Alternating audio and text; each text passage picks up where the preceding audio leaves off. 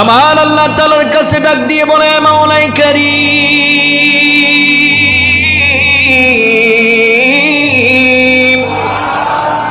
আয় আল্লাহ তাআলা, আমি তো দুনিয়ার জমিনে আপনার দেওয়া হায়াত পেয়েছি, আপনার দেওয়া নাজ নিয়ামত পেয়েছি, কিন্তু আল্লাহ আপনার তো তেমন কোন ইবাদত বন্দেগী আমি করতে পারি নাই মাওলা।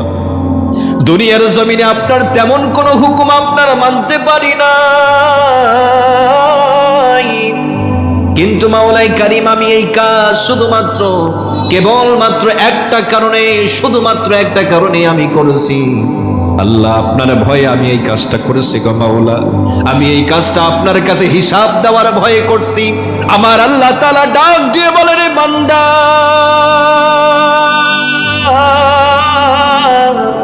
দুনিয়ার জমিনে দুনিয়ার কোন মন্ত্রী মিনিস্টার প্রশাসনকে ভয় করিস নাই, আমি আল্লাহ তাআলাকে ভয় করে নিজেকে ধ্বংসের মুখে ঠেলে দিয়েছিস রে বান্দা। রে বান্দা, দুনিয়ার জমিনে ইবাদত বন্দেগী করতে পারিস নাই তো কি আছে, আমি আল্লাহ তাআলাকে ভয় করার কারণে আমি আল্লাহ তাআলা তোর জীবনের তামাম গুনাহ খাতাগুলোকে মাফ করে দিয়ে আমি আল্লাহ তাআলা তোকে জান্নাতি হিসাবে কবুল করে নিলাম। জোরে বলেন না আল্লাহু আকবার।